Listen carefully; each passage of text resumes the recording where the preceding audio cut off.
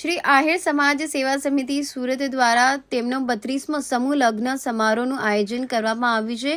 આગામી તારીખ 23મી જાન્યુઆરીના રોજ આ ભવ્ય લગ્ન ઉત્સવ ગોળાદરા વિસ્તારમાં યોજાશે। નમસ્કાર, સુરત શહેરમાં દર વખતની જેમ આ વખત પણ જે સુરત શહેરની શ્રી આહિર સમાજ સેવા સમિતિ સુરત દ્વારા 32મો સમૂહ લગ્ન મહોત્સવ જે છે એ આયોજન કરવામાં આવ્યું છે। આગામી તારીખ 23મી જાન્યુઆરીના રોજ ભવ્ય આયોજન છે જે ગોળાદરા વિસ્તારમાં થઈ રહ્યું છે। આપણી સાથે મનીષાબેન આહિર આપણી સાથે મોજૂદ છે। આહિર સમાજ માટે તમે ગૌરવ છો ને સુરતમાં આ તમારો 32મો સમૂહ લગ્ન છે, શું વિશેષતાઓ છે ને કેટલી દીકરીઓ આ લગ્ન ગ્રંથિમાં જોડાશે? જય દ્વારકાધીશ।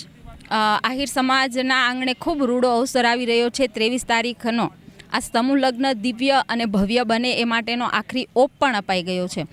આ સમૂહ લગ્નની અંદર 194 એટલે સમથિંગ 200 જેટલી દીકરીઓ પ્રભુતામાં પગલાં પાડવાની છે અને નવા જીવનની શરૂઆત કરવાની છે। જ્યારે હું મારા સમાજની વાત કરું તો આ 32મો સમૂહ લગ્ન છે અને આ સમૂહ લગ્નના માધ્યમથી જ અનેક દીકરા દીકરીઓ એવું નથી કે ગરીબ છે એટલે જોડાય છે, પણ એ શિક્ષિત અને સમજદાર છે એ જોડાય છે અને એક સમાજને મજબૂતતા, એકતા અને સંગઠિતતાનો મેસેજ મારા આહિર સમાજે આપ્યો છે। આના માધ્યમથી જે પૈસા બચે છે એ પરિવાર પોતાના શિક્ષણમાં વાપરે છે, કન્યા કેળવણીમાં વાપરે છે અને એ ખૂબ અમારા માટે આ ગૌરવની વાત છે કે અમારો સમાજ જ્યારે લગ્નની વાત આવે તો અમારા દીકરાઓ 80% સમૂહ લગ્નનું માધ્યમ પસંદ કરે છે અને વિશેષ ગૌરવની એ વાત છે કે સુરત ખાતે ગુજરાતનો સૌથી મોટો જો સમૂહ લગ્ન થાય છે તો એ અમે આહિર સમાજ કરીએ છીએ અને 1 લાખ પબ્લિક ત્યારે એક રસોડે જમે છે અને 500થી પણ વધારે અમારા આગેવાનો સ્ટેજ પર હાજર રહે છે। આ કાર્યક્રમની અંદર મુખ્યમંત્રીથી માંડીને